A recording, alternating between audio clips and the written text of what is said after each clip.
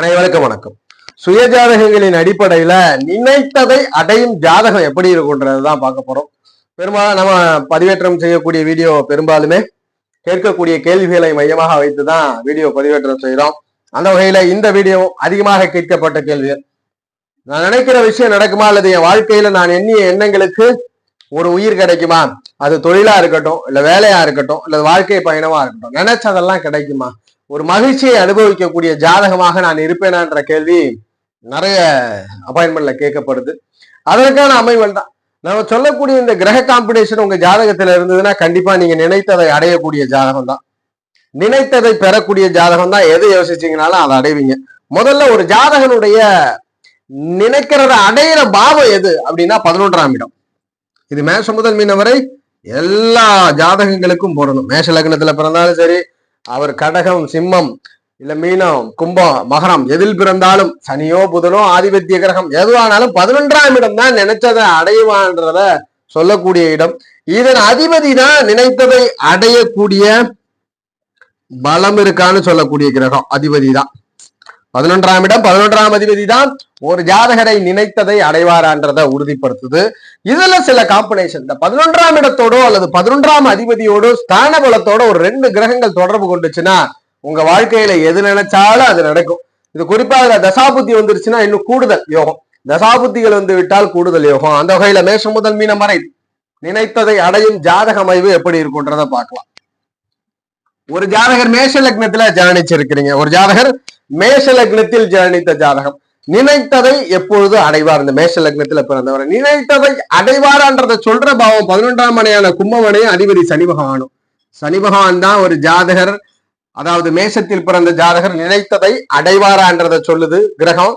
ஆதிபத்தியமாக கும்பம் வருது. இந்த கும்பம் சனி, இது ரெண்டோட கும்பம் சனி, இந்த இரண்டோடு ஸ்தான பலத்தை இழக்காமல், குறிப்பான விஷயம் ஸ்தான பலத்தை இழக்காமல் சூரியனோ குருவோ தொடர்பில் இருந்தால், மீண்டும் மீண்டும் பூர்வ புண்ணிய ஸ்தானமும் பாக்கிய பாவம் தான் ஒரு மனிதனை வாழ வைக்கிறது.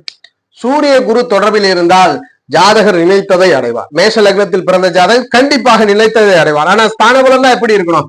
கும்பத்திலே சூரியன் இருக்கிறார், கொஞ்சம் குறைந்த வலுதா, எனினும் சனியோடு பரிவர்த்தனை. சிம்ம வீட்டுல சனி இருக்கிறார், இதுல பரிவர்த்தனை. இல்ல குரு இருக்கிறார், குருவோட பரிவர்த்தனை. இல்ல குருவே அங்கு தொடர்பு கொள்கிறார்னா வலு. அதுபோல சனி அல்லது கும்பமனையோடு சூரிய குரு ஸ்தான பலத்தோட தொடர்பு கொண்டால் இந்த மேஷ லக்ன ஜாதகர் நினைத்ததை அடையக்கூடிய ஜாதகர்.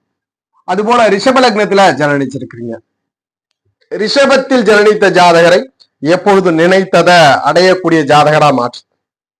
நினைத்ததை அடையக்கூடிய ஜாதகரா மாற்றும் ஆதிபத்தியம் 11ஆம் இடம், அதாவது மீனமனை, அதிபதி குரு பகவான். குருவும் மீனமும் தான் ரிஷபத்தில் பிறந்தவர் வாழ்க்கையில் நினைத்ததை அடைவாரான்றதை சொல்லுது. இந்த குரு மீனத்தோடு ஸ்தான பலத்தை இழக்காம புதன் மற்றும் சனி தொடர்பு கொண்டிருந்தா இந்த ஜாதகர் நினைத்ததை அடைவார். தசாபுத்திகள் 4ஓடு தொடர்பில் வந்தா கண்டிப்பா அந்த தசையில ஜாதகர் என்ன எய்ம் பண்றாரோ அது நடக்கும். வேலையா இருக்கட்டும், பதவியா இருக்கட்டும், அதிகாரங்களா இருக்கட்டும், தொழிலாக இருக்கட்டும், குடும்ப பின்னணியா இருக்கட்டும், அடையும்.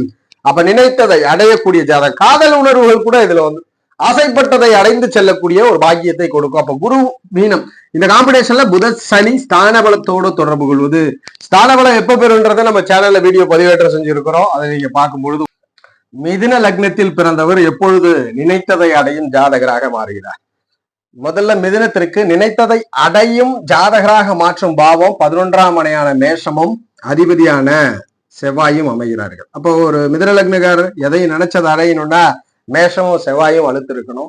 இந்த மேஷம் செவ்வாயோடு ஆதிபத்திய ரீதியில சுக்கிரன் சனி ஸ்தான பலத்தோடு தொடர்பு கொண்டிருக்கிறார்னா இந்த மிதுன லக்ன ஜாதகர் கண்டிப்பாக நினைத்ததை அடையும் ஜாதகராக மாறுவார். சுக்கிரனும் சனியும் ஸ்தான பலத்தோடு சனி மேஷமனை அல்லது செவ்வாயோடு தொடர்புல இருந்தா மிதுன லக்னக்காரர் எதையும் நினைத்ததை அடையும் ஜாதகராக மாறுவார். கடக லக்னத்துல ஒரு ஜாதகம் ஜனனிச்சிருக்கிறீங்க, நினைத்ததை அடையும் ஜாதகராக எப்பொழுது மாறும்? 11ஆம் ஆதிபத்தியம் பெற்ற இந்த ரிஷபமனையும் அதிபதி சுக்கிரனும் தான் நினைத்ததை அடையும் ஜாதகரான்றதை உறுதிப்படுத்தும் கடக லக்னம். இந்த ரிஷபம் சுக்கிரனோடு ஸ்தான பலத்தோடு குரு செவ்வாய் தொடர்பு கொண்டிருக்கிறார்னா இந்த கடக லக்னத்தில் ஜனனித்தவர் நினைத்ததை அடைவார். அவர் வாழ்க்கையில வேலையோ தொழிலோ அல்லது மனதிற்கு பட்டதை எதுவாக இருந்தாலும் அடையக்கூடிய சூழலை இந்த குரு செவ்வாய் தொடர்பு ரிஷப சுக்கரத்தில் இருக்கும் பொழுது, சுக்கரனோடு இருக்கும் பொழுது ஏற்படுத்தும். எப்ப நடக்கும்? தசாபுத்திகள் நடக்கும் பொழுது அவர் என்ன நினைக்கிறாரோ அதெல்லாம் கைகூடக்கூடிய நிலை அமையும். அதுபோல சிம்ம லக்னத்துல ஒரு ஜாதகர் ஜனனிச்சிருக்கிறீங்க.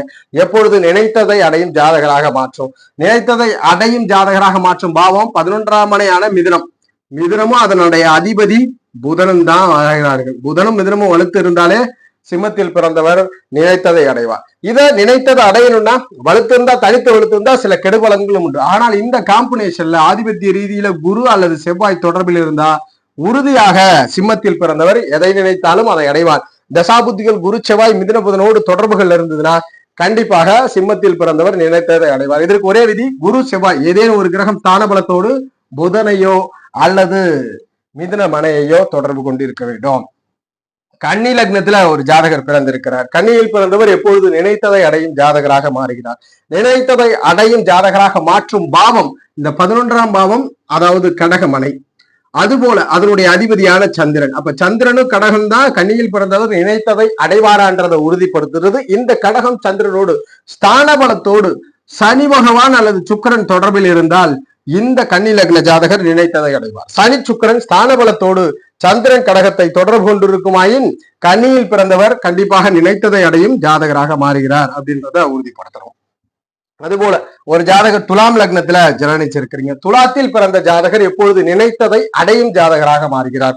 முதல்ல நினைத்ததை அடையும் பாவம் 11ஆம் பாவம், அதாவது சிம்ம மனை. சிம்மம் இதனுடைய அதிபதி சூரியன். இந்த ரெண்டு காரகம் தான் ரொம்ப முக்கியம். சிம்மம் சூரியன் இந்த ரெண்டும் தான் துலாத்தில் பிறந்தவர் நினைத்ததை அடைவாரான்றதை உறுதிப்படுத்துவது. இந்த சிம்மம் சூரியனோடு ஸ்தான பலத்தோடு புதன் சனி தொடர்பில் இருந்தா கண்டிப்பா துலாத்தில் பிறந்தவர் வாழ்க்கையில் எதை நினைத்தாலும் அதை அடைவார். ஒரு டஃப்பான டைம்ல கொஞ்சம் இழுபறி இருக்கும், ஆனா இறுதியில் ஜாதகர் வெற்றி பெறுவார். நினைத்ததை அடைந்தே தீர்வார். புதன் சனி ஸ்தான வலுவோடு இந்த சிம்மமனையோ அல்லது சூரியனையோ தொடர்பு கொண்டிருக்கும் பொழுது. விருச்சக லக்னத்துல ஒரு ஜாதகர் ஜனனிச்சிருக்கிறீங்க. எப்பொழுது நினைத்ததை அடைவார். இந்த விருச்சக லக்னத்துல பிறந்த ஜாதகர்னா நினைத்ததை அடையக்கூடிய பாவம் 11ஆம் பாவம். 11ஆம் பாவமான கன்னிமனையும் அதிபதி புதனும் தான். அவயோகின்னு சொல்லுவோம் புதனை விருச்சகத்திற்கு. எனினும் இந்த புதனும் கன்னியும் தான் நினைத்ததெல்லாம் கிடைக்குமா விருச்சகத்தில் பிறந்தவருக்குன்றதை உறுதிப்படுத்துது. அப்ப இந்த விருச்சக லக்னத்தில் பிறந்தவருக்கு கன்னி புதனோடு ஸ்தான பலத்தை இழக்காமல் குரு சந்திரன் தொடர்பு கொண்டிருந்தால் இந்த ஜாதகர் வாழ்க்கையில் நினைத்ததை அடைவார். குரு சந்திர தொடர்போடு கன்னி புதன் ஸ்தான பலத்தோட குரு சந்திரன் இருக்கணும். இருந்துட்டா கண்டிப்பா விருச்சகத்தில் பிறந்தவருக்கு நினைத்ததை அடையும் ஜாதகராக இந்த விருச்சகத்தில் ஜனனித்தவரை உருவாக்கி கொடுக்கிறது. தனுசு லக்னத்துல ஒரு ஜாதகம் பிறந்திருக்கிறீங்க. தனுஷில் பிறந்தவருக்கு எப்பொழுது நினைத்ததை அடையும் ஜாதகராக மாறுவார். முதல்ல நினைத்ததை அடையும் பாவம் கொடுக்கக்கூடிய பாவம் இந்த 11ஆம் மனையான துலாமனை. அதுபோல அதனுடைய அதிபதி சுக்கிரன். அப்ப சுக்கிரன் அவயோகனாலும் கூட தனுஷில் பிறந்தவர் நினைத்ததை அடைவார்ன்றதை உறுதிப்படுத்துறது இந்த துலாமும் சுக்கிரனும் ரொம்ப முக்கிய பொறுப்பு. இந்த துலாம் சுக்கிரனோடு ஸ்தான பலத்தை இழக்காம செவ்வாய் சூரியன், செவ்வாயோ அல்லது சூரியனோ ஸ்தான பலத்தை இழக்காம துலாத்தையோ அல்லது சுக்கிரனையோ தொடர்பு கொண்டா ஜாதகர் நினைத்ததை அடைவார். ஒருவேளை இங்க சூரியன் நீசபங்கத்தில் இருந்தாலும் யோகம் அந்த ஜாதகருக்கு நல்ல பலன் கிடைக்கும்ன்றதை உறுதிப்படுத்துறோம். பங்க விதிகள் இருந்தாலும் ஓகே. அப்ப தனுசு லக்னத்திற்கு துலாம் சுக்கிரனோடு செவ்வாய் சூரியன் ஸ்தான பலத்தை பெற்றிருக்குமாயின் அந்த ஜாதகர் நினைத்ததை அடைகிறார். மகர லக்னத்துல ஒரு ஜாதகம் ஜனனிச்சிருக்கிறீங்க. எப்பொழுது நினைத்ததை அடையும் ஜாதகராக மாறுகிறார். முதல்ல நினைத்ததை அடையக்கூடிய ஒரு வலுவை கொடுக்கக்கூடிய பாவம் இந்த 11ஆம் மனையான விருச்சகம். விருச்சகம் மற்றும் அதனுடைய அதிபதியான செவ்வாய். விருச்சகமும் செவ்வாயும் தான் மகரத்தில் பிறந்தவர் நினைத்ததை அடைவாரான்றத சொல்லுது. அப்ப இந்த விருச்சகம் செவ்வாயோடு ஸ்தான பலத்தை இழக்காமல் சுக்கிரன் அல்லது புதன் தொடர்பில் இருந்தால் இந்த ஜாதகர் நினைத்ததை அடைவார். இந்த மகர லக்ன ஜாதகர் என்ன நினைக்கிறாரோ அதை அடைவார். யோக தசைகளிலே மிக விரைவிலும் அவயோக தசைகளில் ஒரு இழுபறியோடு அனுபவிப்பார். எனினும் இந்த சுக்கிர புதன் தொடர்பில் விருச்சக செவ்வாய் ஸ்தான வலுவோடு இருந்தால் உறுதியாக மகர லக்னத்தில் பிறந்தவர் நினைத்ததை அடையும் ஜாதகராக மாறுவார். கும்ப லக்னத்துல ஜனனிச்சிருக்கிறீங்க. கும்பத்தில் பிறந்தவர் எப்பொழுது நினைத்ததை அடையும் ஜாதகராக மாறுகிறார். முதல்ல நினைத்ததை அடையணும் அப்படின்னா அவர் உறுதிப்படுத்துற பாவம் 11ஆம் மனையான தனுசு மனை. தனுசு மனை அதனுடைய அதிபதியான குரு. குருவும் தனுசும் தான் கும்பத்தில் பிறந்தவர் நினைத்ததை அடைவாரான்றதை சொல்லுது. இந்த குரு தனுசோடு ஸ்தான பலத்தை இழக்காமல் புதன் சுக்கிரன் தொடர்பில் இருந்தால் இந்த ஜாதகர் கும்ப லக்னத்தில் பிறந்த ஜாதகர் நினைத்ததை அடைவார். புதன் சுக்கிரன் ஸ்தான பலத்தோடு குருவையோ தனுசையோ தொடர்பு கொண்டிருக்கும் பொழுது கும்பத்தில் பிறந்தவருக்கு நினைத்ததை அடையும் ஒரு வலுவை கொடுக்கிறதுன்றத உறுதிப்படுத்துறோம். இது கும்ப லக்னத்திற்கு. அதுபோல ஒரு ஜாதகம் மீன லக்னத்துல பிறந்திருக்கிறீங்க. மீனத்தில் பிறந்தவர் எப்பொழுது நினைத்ததை அடையும் ஜாதகராக மாறுகிறார். நினைத்ததை கொடுக்கக்கூடிய பாவம் 11ஆம் மனையான கும்பம், மகரம். 11ஆம் மனையான மகரம் மனை, இதனுடைய அதிபதி சனி பகவான். அப்ப மீனத்தில் பிறந்தவருக்கு நினைத்ததை பெறுவாரா அடைவாரான்றதை உறுதிப்படுத்துறது மகரமும் சனியோ. இந்த மகரம் சனி பகவானோடு ஸ்தான பலத்தை இழக்காமல் சந்திரன் செவ்வாய் தொடர்பு கொண்டிருந்தால் இந்த ஜாதகர், சந்திரனோ செவ்வாயோ ஸ்தான பலத்தை இழக்காம தொடர்பு கொண்டிருந்தால் மீனத்தில் பிறந்த ஜாதகர் நினைத்ததை அடைவார்.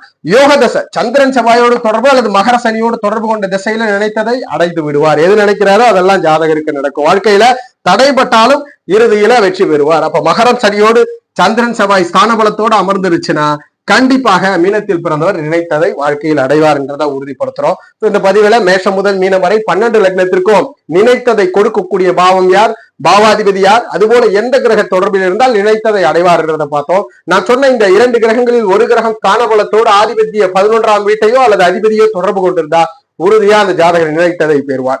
தசா புத்திகளின் வலுவை பொறுத்து ஒரு யோகமான தசைனா உடனடியா கிடைக்கும், அவயோக தசைனா இழுபறியோட கிடைக்கும். ஆனா இந்த காம்பினேஷன் இருந்தா கண்டிப்பா ஜாதகர் நினைத்ததை பெறுவார் என்றத உறுதிப்படுத்துறோம். ஜோதிட ரீதியான தகவல் அல்லது சுய ஜாதகம் சார்ந்த சந்தேகங்களுக்கு ஸ்கிரீன்ல தெரிகிற நம்பரை தொடர்பு கொள்ளுங்க. வாழ்க வளமுடன். நன்றி.